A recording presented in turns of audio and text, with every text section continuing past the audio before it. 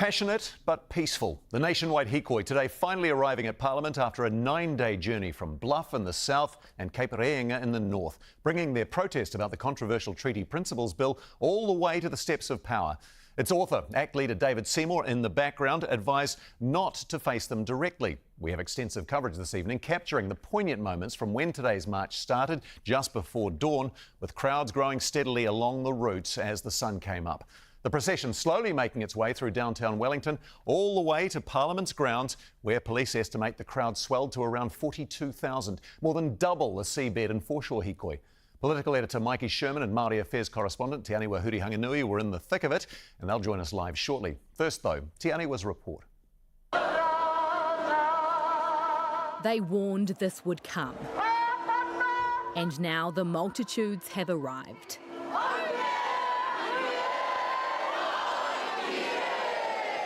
The protest cries of tens of thousands echoing through the capital.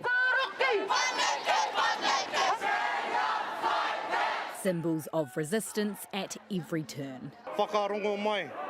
Listen to us speaking. Crowds lining the streets along Wellington's Golden Mile, climbing traffic lights and peering over balconies to catch a glimpse of history.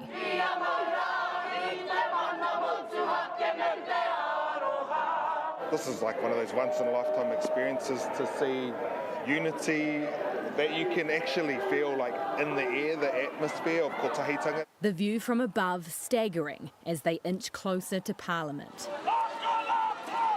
uniting not just Māori. It's not right for our people from all parts of the world who have come to make Aotearoa New Zealand their home.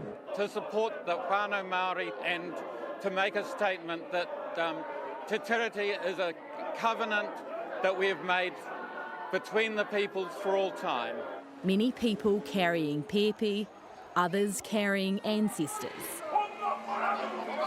It's clear why they are here. To safeguard, to honour, to protect Te Tiriti o Waitangi.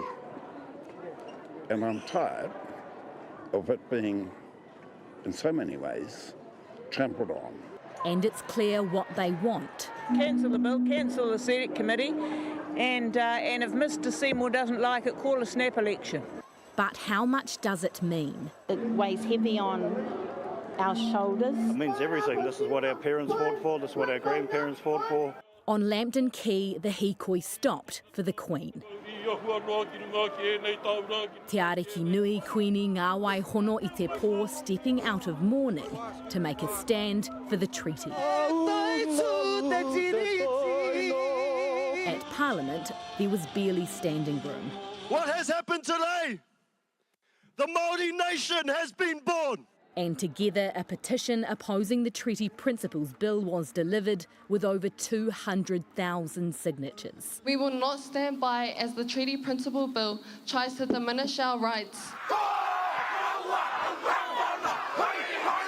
Rights many here have vowed to keep fighting for as long as it takes.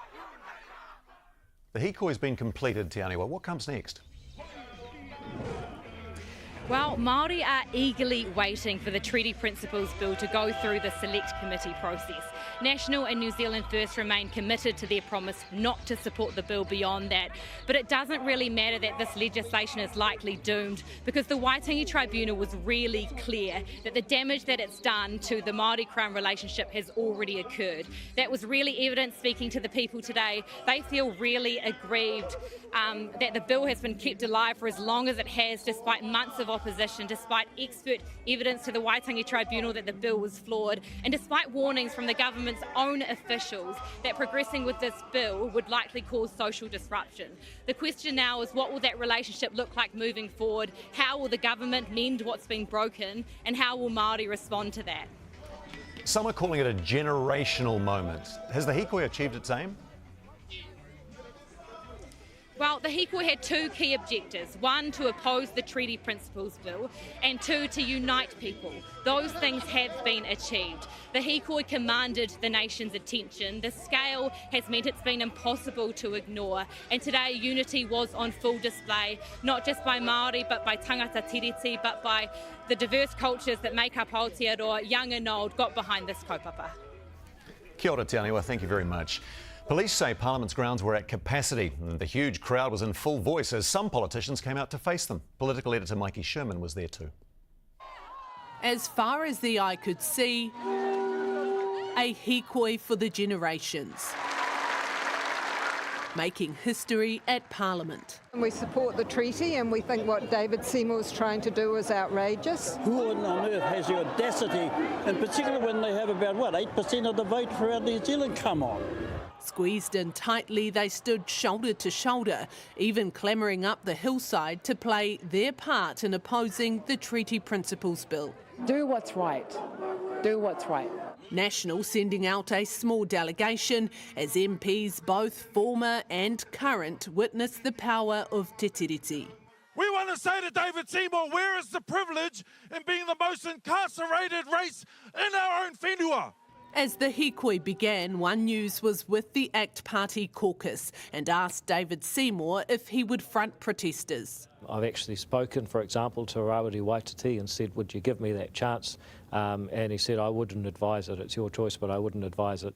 I see him on the news today saying that Rawiri Waititi told him not to come. You goddamn right I told you not to come. He said he wanted to have a say. You had your say on Thursday. But as Rawiri Waititi spoke, the ACT leader appeared, even offering a nervous wave to the crowd. You know your game, boy. They didn't want him there. The last person we need to hear from is David Seymour. Would make the kaupapa about him. If everyone was to see him and get fired up. I'm thrilled that he didn't get an opportunity to speak because he has plenty of platforms to spew his rhetoric around the country. So instead of addressing the crowd, David Seymour spoke to his own social media team. It may be that we find New Zealand is not mature enough to have this discussion. I suspect that's wrong. The Māori flag adorning Parliament's windows, serving as a reminder to those inside, this house belongs to the people. With thousands of people gathered here today, those who spoke laid down a challenge, not to David Seymour, but to Christopher Luxon, urging him to shorten the 6-month submission period for the Treaty Principles Bill, which begins today. Will you do that? That'll ultimately be a decision for the Select Committee from here on through. For the youngest MP, now at the centre of it all. This place is lonely. This place is isolating. We hear you and we feel you. The weight of the debate laid bare. And the enormous impact of this debate, Mikey, starting to take a toll on politicians. Absolutely, Simon. Look, I think there's no mistaking it. This debate is weighing heavy on all politicians here at Parliament, but particularly so for those right in the thick of it. Now, Hana Rāwhiti Maipi Clark, we saw some real emotion from her today. She was almost in tears, and that's because while she has gone global in the last week after we saw her ripping the Treaty Principles Bill in half during that first reading, she has also copped a lot of criticism from a number of people on doing so, and she is still the youngest MP here at Parliament. She is still going up against some fiery debate with a number of older male MPs, so that is taxing on her. Equally so for David Seymour, while he is the author of the Treaty Principles Bill and therefore the author, perhaps some would argue, of the situation in which he finds himself in.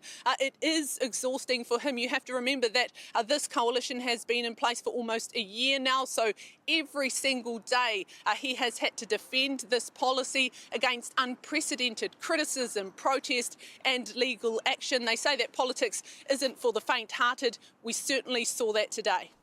We just saw images of the two parties at the centre of this. Where to now for ACT and Te Pāti Māori?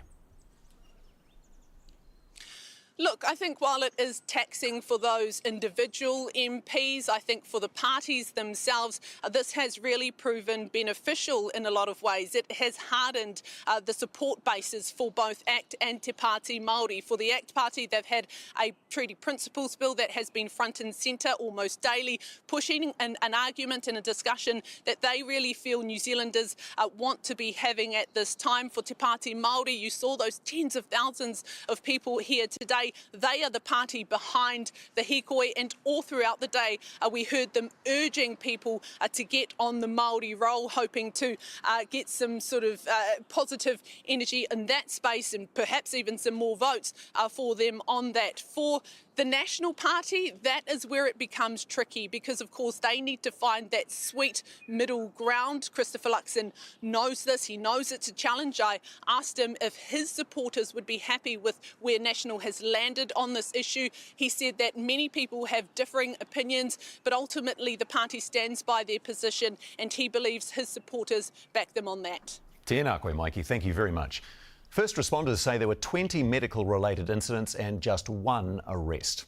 Well, earlier, road traffic stopped and trains were packed as young and old united to make the final leg of the hikoi journey. Abby Wakefield was there at dawn when they set off. Before the sun had risen,